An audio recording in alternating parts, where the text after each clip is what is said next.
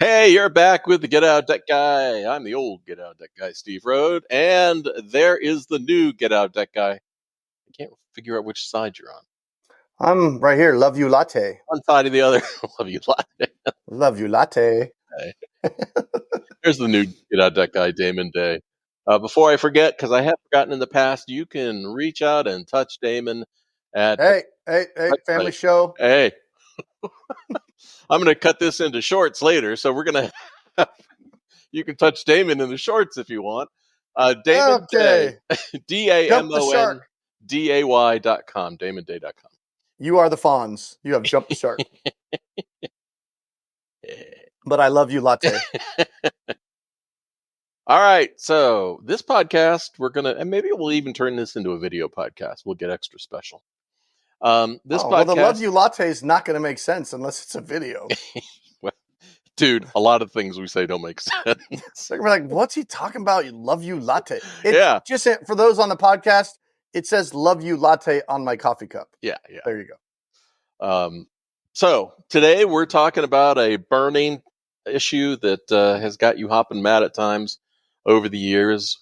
Lay it on us. It does. I know, and we've talked about it a lot, but we haven't talked about it in a while. Mm-hmm. And it came up because I have a client that, she's looking to get a loan, basically. We're trying to do some stuff with her debt, get creative and paying some of it off. And she sends me this link to, she's calling around, sends me this email. Do you think this would be a good company to go with? And I'm looking at the information, and I quickly realized, this is not a lender. This is a debt settlement company, essentially fronting as a lender. Yeah. Kind of, Yeah, but this has been going on for years. We go back and find shows of us talking about it in like 2010. Yeah, and on the getoutofdebt.org website, there's plenty of examples if you search the site of these mailers. You're absolutely right. They look like you're qualified for a loan. It's an incredible rate. Call today. But that just leads into a sales pitch. It's pure bait and switch for something else. Now, here's the funny thing before I let you rant about this, Damon, is how do you know I'm going to rant? Oh, God, I know you. Because, over the years, we've probably had 4 or 5 inside salespeople from these companies, contact me and go, oh, you've had more than that, dude. Yeah, this is just bullshit. Yeah, like they'll quit or they're like, I got hired and I've been working here for a year and now I'm kind of figuring out that nobody here really knows what the hell they're doing. They're just selling this stuff. Yeah, I woke up with a conscience this morning. Yeah, and you get like this insider like, Steve, I want to expose these guys. And, they're not. But it was just, with this. And so I emailed her back and I was just like, no, this is not a loan. And they list like, on there the seal of like SoFi and Best Egg and these lenders. It makes it all official looking. But it's a settlement company, essentially, like you said, bait and switch. Like they're going to say, oh, you don't qualify for this loan, but we got this excellent program. So here's the cheat sheet. If you're in debt and you need help, here's the cheat sheet to just stay away from this. If anybody calls you on the phone, stay away from that. If anybody sends you a letter in the mail, stay away from that. If anybody sends you something or says anything about it's a federal program, it's the George Bush program. Oh, no, it's the Obama program. We've been through the Obama, the Trump, and the Biden program. It's the Biden program. It's the new Harris deal that we've got. There's no deal. Anything that makes it look like because they do this all the time where you look at it and this limited time, Biden has opened up this small window. Yep. And if you have this debt, you are qualified. Well, here's all bullshit. Here's a 30-second trick. Turn the mailer over. If you read the very tiny light gray print that's hard to read, you will find in there 9 times out of 10, it'll say X company is a lead generation company. Yeah. So they're just farming for commissions. If they reach out to you and they phone you or mail you or anything else, they're trying to make a sale. You're a mark. And there's nothing wrong with that. I mean, that's how business gets done. But the problem is when you're reaching out to these companies because you need advice, you need help. You need somebody that understands all the ins and outs, somebody that knows how creditors work and what your options are to sit down with you and help you figure it out. And I know this is a shameless plug because it happens to be what I do and what I do very well, but they're not there to help you out. 99 out of 100 times, the person you're talking to has never negotiated a debt. That's not what they do. They work for, like Steve said, a lead gen company. They maybe watched a video on how to sell something. They're probably selling alarm systems last month. And yet they're giving you financial advice on how to deal with this $100,000 problem you have or $50,000. It makes absolutely no sense. They're trying to rush you, get you to sign up right now. And if they're not an outright scam, at very least, they're, what's a kind way to put it, Steve? A horrible option, an option, because no matter what your problem is, they're going to tell you their thing that they sell is what you need, no matter what. And let's flip this back. When people fall for these pitches online, on the phone, or in the mail, it's like you're going to go out and buy a tool to accomplish a job without knowing what tools you need. So first you got to figure out what is the right path. Don't assume. And when people are in financial trouble, they feel lost, afraid, ashamed. They don't want to reach out. They're afraid to talk to people. And so they fall for the first dropping of the magic pixie dust, or what did you call that? Beanstalk letter? The magic beanstalk. The magic beanstalk letter that you get in the mail. Yeah, the debt validation scams. Feel like they're going to instantly disappear. And that's why, again, not a shameless plug, but this is why for years, ever since we've met, I've referred people to Damon Day to talk about their financial situation, to get the 30,000 foot view and then figure out, okay, what's the situation? Okay, this is what we need to do, which is often a multi-step approach. It's not a one letter in the mail with some sales pitch and then, you're more often to do the wrong thing and screw your financial future if you just follow for the sales pitch. Now, Damon, we've been chit-chatting for a few years. Yeah, well, real quick, if it's not a shameless plug, is it a shameful plug? It's a shameful plug, yeah. Shameful plug. Got a shameful plug for you. Well, so, yeah, we have been chit-chatting for a few years. Yeah. And about the same stuff, Steve. Yeah. the same stuff we're bitching about today is what we were bitching about a decade and a half ago. Yeah, I know. It hasn't changed. I mean, the sales pitches have changed, but since I first started helping people in 1994, and since I have gone back and studied the history of credit and debt issues back into the 30s and 40s, it's always the same sales pitch. A magic solution that's going to cost you some money, and if you sign up today, it's going to magically make your debt disappear. Yeah, and they never want to say, okay, let's take some time and figure out your situation. No. They want to get some kernels of your situation on one phone call and then say, I got it. I got the plan. I got the solution. I'm going to send you the contract. You got to sign up today. You got to commit to settling your debt. You got to commit to getting in this credit counseling program, whatever it is. No. You don't got to research it. We don't want you talking to anybody else. It's always, don't talk to anybody else. Just listen to me, and that's it. Well, here's the funny thing. So if you go back into the 1940s and you look at the wave of people who at that time were labeled as scams, they were called debt prorators. So a debt prorator, you would give all your bills to them. They would collect the payment from you, and then they would pay your creditors, but they would keep a piece of the pie. So rather than tell you about what might be a better solution, they were just selling the same, kind of pay us, we'll pay your creditors. And that's very similar to both the credit counseling and the settlement approach today. It's all the same effing sales pitch. Yeah. And in your gut, when you're talking to these people on the phone, as a consumer, you instinctively know that this guy or gal clearly probably doesn't know what they're talking about, but their ignorance on fire, at least, they're very sure of their ignorance, and they come across that way. But I want to tell the story, Steve, of how you and I met, because I think it's very telling of the industry at a whole, right? And so Steve and I met, I believe it was 2009, over the phone. Mm-hmm. Yeah, 2009. And, I was, building my consulting business. And this was right after the crash, and everything was in, turmoil and everything, when the housing market dropped and stock market dropped and all this stuff. And I was just a little one-man shop, still am today. I prefer it that way. And I was just helping people one-on-one. And I came across Steve's website, getoutofdebt.org. And, I'd been following the site, and there's, answering questions, comments. Is actually a great resource for me to potentially get clients, because these are people going to his site asking questions about debt. Lots and lots of people. And I'm like, well, I help people with debt. I can answer. So that's kind of how it started. I would answer questions. People would have questions on his forums, and I would answer them. And that was my way of like, well, people will see that, and they'll see how intelligent I am, and I know all this stuff, and they'll contact me. A few of them did, but not a ton. But that's fine. But anyway, one day I'm on his website, and I see a comment or something. I don't remember what it was, but it was a lady that was upset at Steve.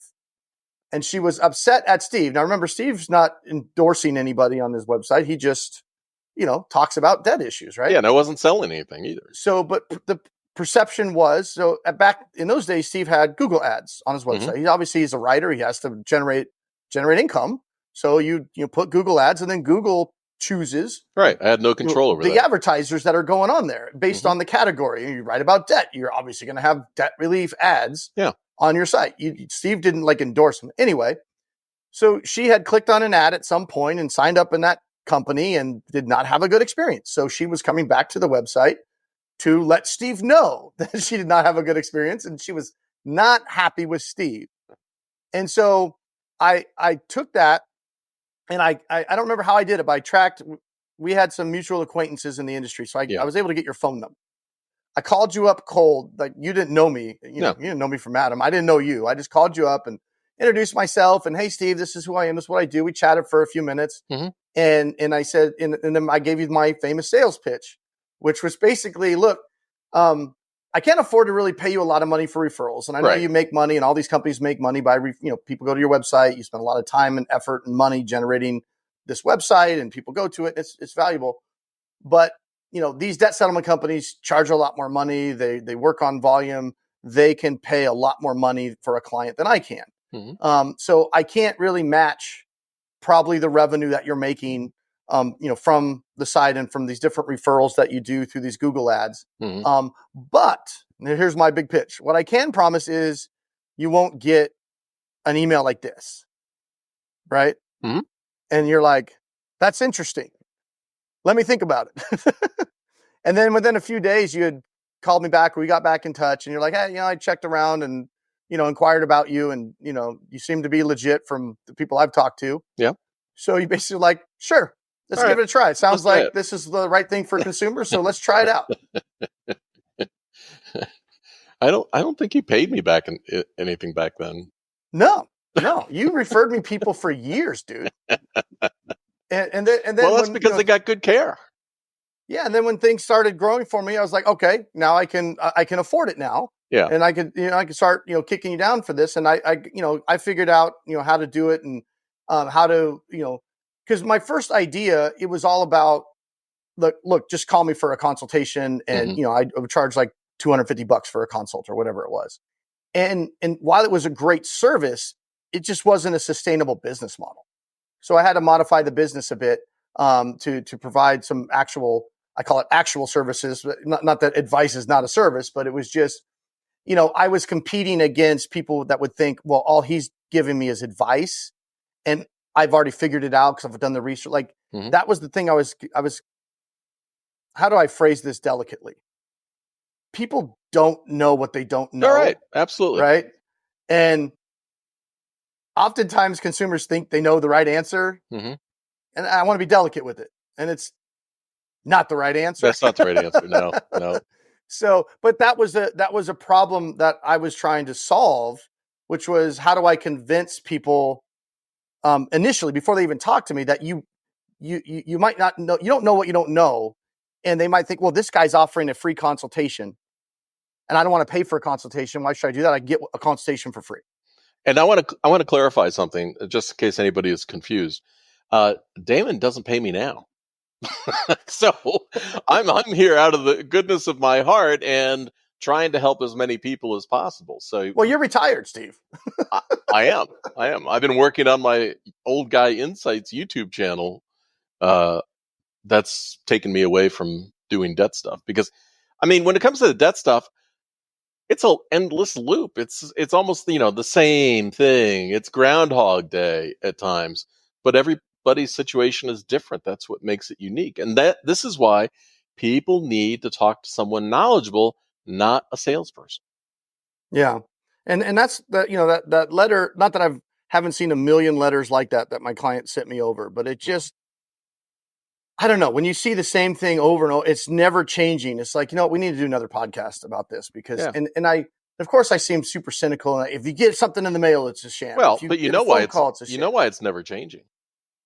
Because it works. It works. People, this is the Biden plan, and they do it. And the thing is, though, people instinctively know that it's probably not right, but you just get in this place that when you're in debt and you feel like you have no options, and it's just this emotional drain on you. And you've spent hours and hours and hours researching and looking at this and looking at that and looking in forums, and you just get to the point where you're like, I'm drained. I just need an answer. Right. And then there's the salesperson. And it might even be the 15th one that you've talked to, and they sound really good. And like, yeah, we're A+ rated. We're this, where they say all the right things. It's like, if you just give us $1,000 a month, this $50,000 problem will go away. And you just get to a point where just like, you know what, uncle, I'm done. I've so much time researching it. My brain is fried. I've, not even hung out with my kids and my job's suffering. I just need it done. And that's when you end up doing it. And then it seems great actually for like 6 months. Yeah. Or a year. Until you're getting sued and you're getting garnished and the settlement company, really won't return your calls. And again, it's the same old thing. Yeah. And we had another situation I did recently so Steve agreed to do that deal not because he was making more money, because, hey, this is what consumers need. Yeah, they were getting better and care. I'm about helping consumers. Now, I know I'm tooting Steve's horn, but the guy deserves it, man. The guy's been a freaking saint out there in this debt relief world for the last 30 some odd years. Yeah. But that, and I keep calling it a sales pitch, but whatever you want to call it, that pitch has never worked on anybody else. Hey, if you send me people for free, I'll do the best job I can possibly do. And it'll be the right thing for the people. Okay. And everybody's like, yeah, that sounds awesome. And then now, granted. Well, are you going to tell the story about the bullshit person you had recently? Well, I don't want to call him a bullshit person. And we're not okay, I will call him that because you're not going to give the name or anything. No. But anyway, my sales pitch has been modified. I don't say, hey, send me people for free. I can afford referral fees, obviously, but it's not as much as, if a company charges a customer twice as much as I do, they can afford to pay more than I can, know? So it comes down to where it's not that a company can't make money referring people to me, but are they going to make the absolute most? No, but they're going to get a lot of goodwill. Yeah. And here's the big but, is that recently you had somebody that contacted you because they wanted to embrace your holistic approach and, do the best they could for the consumer because they really cared about their clients. And, at the end of the day, it all came down to money. Yeah. I mean, I thought I was going to, put together a partnership with them. I'm not going to say who it was or what the app was or anything like that, but they were in a situation where they had a lot of existing customers. Yeah. In a financial crisis. That were in financial crisis that he had sought me out as the CEO of this company and was like, hey, I think, I like what you have to say. I think it could be perfect. We have all these customers that could really use someone like you because in the past we've referred people to, debt resolution companies and I haven't liked the results. Right. And he's like, I don't like the service that they're getting. I don't like certain aspects of it. So we were like simpatico, man. We're like, yeah, I know. Blah, blah, blah. Yeah. And so we went through the whole process and, how would we do it and how would it work? And it turned from whatever we do, I want to do right by the customer to, well, I have to make at least this much money. And then, and the money part wasn't a big deal. What was the big deal? And my non-negotiable basically, and where the deal kind of fell apart, where the relationship fell apart and the relationship didn't fall apart. I mean, we parted on good terms. It just wasn't a good fit. But my thing was, look, if you have a customer that's in debt the best thing to do is just send them to me. Let me talk to them. Let me have and I don't charge anything for the first consult, right? I'm just talking to them to see if I can even help them. So just send them to me. Let me screen them. Let me find out what their situation is. I've been doing this for 20 some odd years. And, and I explained to them, look, I'm going to talk to them about bankruptcy. I'm going to talk to them about settlement, credit count. I'm going to talk about all these different options based on their situation so they can really figure out what's going to make the most sense. And then we can pursue from there what we think we want to do. And that was the issue that they had, because they had figured out that, they're like, well, your consulting fee is not that much, right? And it's not. And it's like, well, that's not enough money. I don't think that's how they figured this out. I think that they figured it out from, we make the most if you do this. The rest of the stuff, nah. So yeah, it was like basically they just wanted me to focus on debt settlement, and that was it. And I said, but that's what everybody does. That's not what I do. My folk, when a client hires me, they hire me as a consultant first. That's what we're doing. We're trying to figure out what we need to do. I don't care what that is, right? I don't care if it's bankruptcy or settlement or Dave Ramsey's tiny fee. It doesn't matter to me what it is. What matters is we, educate the client on what their options are and what their life would look like if, based on the path they chose. So anyway, it came down to, they wanted their guys in their office to do the initial calls. And I kept saying, no. I need to do the initial call. I need to figure out, I'm the expert at this stuff. No. Our sales guys are going to close them. That's it. And their sales guys aren't financial people. Right. So, and then he said, this is the thing that really got me. He goes, well, we get it, but we just want to focus on the people that need debt settlement. We don't really, the ones that don't need debt settlement, we'll screen them and, we won't take them. I'm like, well, you're not helping them. So you're only going to help the people that need debt settlement. And it came down to, he asked me, he goes, well, can you send my guys a list of the bullet points of when somebody's right for debt settlement? Yeah. Bullet point 1, send them to Damon. and I was just like, my eyes were kind of bulging out of my sockets at this point. And I was just like, I don't understand. Of course, I'm naive in this process, I guess, because Steve had it figured out. But I'm like, why would you want me? Number one, I can't just send you bullet points of when somebody has to fit into this box. When do they fit into this? Like, that's not real life, man. There's no bullet point. But inherently, that's the problem with the whole damn industry. Well, give me the bullet points. When do I check this box? I think in the first 25% of this interaction with you and the other dude, I was already going, it's bullshit. So, but I can't. I said, I don't understand. You have me. Why would you're asking me to put bullet points for salespeople? Why not just have the guy that already knows the stuff to put on the bullet points? Make the phone call. That's the best service for your clients. Yeah, no. Well, we're concerned that you will get too busy consulting, and we want you to focus more on negotiating. And so at the end, it came down to, they wanted to just do all the front end stuff, which is the stuff actually that makes me. Yeah, they wanted to close the deal. Yeah, and then they just wanted me to be in the background, and I was like, no, that's a recipe for disaster. The bullshit meter is going like. It's like, I don't want to take on a client that some sales guy has pumped them full of whatever you've told them. If I'm going to take on a client, it's because I know that client, I know that client's situation, and the client understands what their options are, and they've made a very clear decision, and now we're going to go down a certain path that's probably not going to be comfortable for the client. When we talk about bankruptcy and settlement and credit, and lots of other things, savings and putting money aside and everything else. This is the way I look at it, Damon. When people are in a financial crisis, it's like an emergency room. It's exactly like an emergency room. I'm going to go back to my medical days. But, the debt settlement, the debt validation, the credit counseling people, they're like, you get wheeled into the emergency room from the ambulance. You're in pain. And they're going, you get a cast, you get a cast, you get a cast. Instead of you talking to a doctor who looks at your situation, comes up with a diagnosis and a treatment plan. That's what you do. Yeah. But no, everybody else gets a cast. Yeah. So and I know when we separated, I was like, hey, this is not going to work for me. And I think he was kind of flabbergasted about it. He's like, no, we could probably send you, 40, 50 clients a year and And I'm like, nope, dude, I don't want to take on a client that it's like if I'm a contractor, I build houses, right? Mm-hmm. Do I want to start from the ground up? It's bare dirt, and we're gonna figure it all out together. Yeah. Or do I want to come in where, I had this other contractor, he framed it up, I just need you to finish it. Right.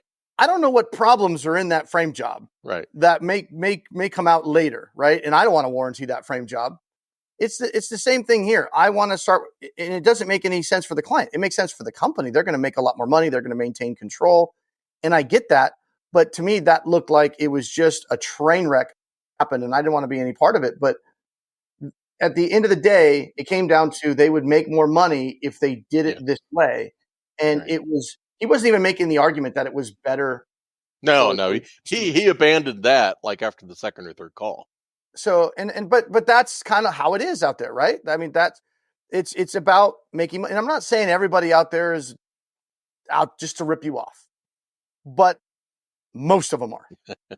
And well, you just have to be cautious with what you're going to entrust your future to, with your finances, because it might sound good in the beginning, but it's rarely going to work out the way they say it will. Well, way back in the day, so a couple decades ago or more, I used to have a service which was called a walk in the woods. A walk in the woods with Steve, which was that sounds like a service you would have. Absolutely. People would fly in and do two people go out and one person comes back? No, three people come back. A walk in the woods with Steve. In the woods, like, what did I do wrong? I'm sorry. What happened was that people would fly in from all over the country, and we would just spend the day together. And it was kind of like what you do with your consulting with your clients. It was, let's get to know each other.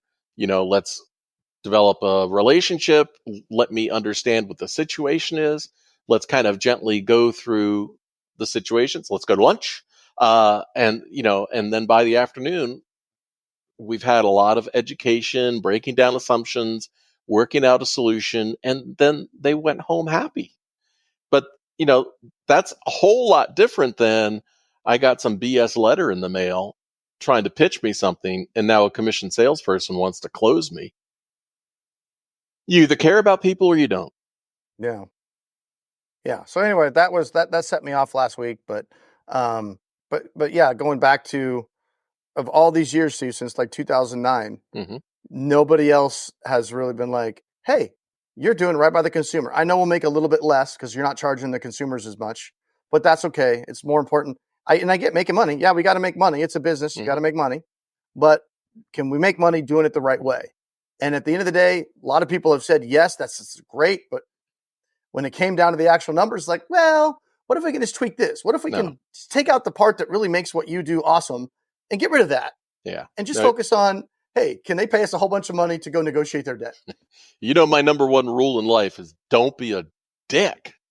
And so it's the same with, the tens of thousands of people that I've helped directly or indirectly over these many decades, that you have to care about people. You have to care about making sure that their lives are better, and also about giving them the information they need in order to make the best choices for them, not trying to cram something down their throat. Yeah. So anyway, I think I got it off my chest, today, but Steve's like, hey, what do you want the podcast to be this week? And I'm like, damn debt relief company still tricking people into signing up. And look, I have no problem with, debt settlement companies and things like that. If they're up front and above board, and you've evaluated, this is exactly what we do. So I'm not saying there's no good companies out there, but the salespeople never seem to match what the actual contract says. And then even with that, even if you have a good debt settlement company that's like, checking all the boxes, doing everything right, completely above board. And there are some out there that exist, not a lot, but there's a few. Yeah. But at the end of the day, they're still just operating under the assumption that because you called them, you need debt settlement for the most part. That's kind of the assumption going into it. And you skip the part about, well, do you even need the service? Like, let's figure that out first. Well, here's a classic example, right? So every time a contractor comes to my house, they always do the same thing. It's like, I know it's coming. Before they leave, they look up and they go, oh, you need a new roof. And we can produce a hail damage report, and we can file a claim with your insurance company, and we can get you a new roof. And I go, I've got 50-year shingles. What are you talking about? And then they leave. And I had a contractor who came not that long ago, and he goes, oh, yeah, you don't need a roof. That's the guy I want to hire. The guy that's going to tell me the truth. Yeah. Well, it is what it is. Yeah, and I don't need a roof, by the way. So this was more of a PSA podcast today. Prostate exam? Yeah, basically. Yeah. So remember, if it comes in the mail, or they call you on the phone, right? Click, tear it up, round filing cabinet. Okay, one more thing. Let's see if you agree. I've had enough of these calls, random calls over the years, the telemarketing calls about debt settlement, and I have found the best way to get them to hang up as quick as possible. First of all, you can just hang up. That's fine. But the first two questions you should ask are, oh, thank you for calling. What company are you with? What is your physical address? And they will start hemming and hawing and avoiding, and then just click. It's a call center. Like, I don't know where I'm at. I don't know who I'm calling for. Yeah. It depends on where the lead goes. It could be 4 or 5 different companies that it's going to go to. I'm going to push I just need to get some basic information. Yeah. Like all your personal financial information, just between us. Yeah. And the latest one, the biggest one going around right now, because they changed their stripes, they changed their spots, or however you want to call it. But it's like Steve said, it's the same stuff that's been going on since forever. But the latest one, the last couple of years, just seems to be the loans. It's all about, because that's the hot button for people. Because people always just think, if I could just get a loan for lower interest, I can consolidate. It would solve everything. Most of the time, that's a bad idea, number one. Mm-hmm. I can't tell you how many clients I have that, I have all these credit cards and I have all these personal loans. And the way it happened was, I got these loans to pay off these credit cards, but then we didn't fix the underlying issue. Right. So a year or two later, you have more debt. I still have the loans, and now I got all this credit card debt again. Right. So now we got to get more aggressive with it.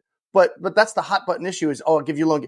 And so whenever it says it's not credit based, we can qualify you for a loan. It's not credit based. It's based on your income. Bullshit. That's not an actual loan. No. It's not a loan if it's not credit based. And it's just a bait and switch for debt settlement stuff. And so they'll be relentless. Once you get on a list, you're going to get the debt relief companies hounding and calling you more than your actual collectors that you haven't paid the payments to. Yeah. Well, hey, so in closing, this is an actual unsolicited text message that I got just this morning. It's not about credit or debt. Hey, Steve, sorry to bug you. I have a few job results for Hooters jobs open. We need to fill them fast. You should send him a picture back of your Smithsonian t-shirt and be like, can I just wear this uniform? So you got a text message about applying for Hooters? Yes. Dude, you should video it and go apply. There's a link. I'm not going to. Dude, we should do that for the Penny Stupid channel. How to make extra money. You could be a what am I, 46? So you're That's my side 66. Hustle. I'm 66. No, you're 65. Are you 65 or 66? 65. 65. I got the offer. I'm here to apply for a waiter job. That's right. This is ageism. Steve, get the outfit, Steve. Get the orange shorts and all. Ageism. All right. You know what? In this day and age, they might have to be like, yeah, you're hired. Yep. All right, man. Until next time, see ya. Peace.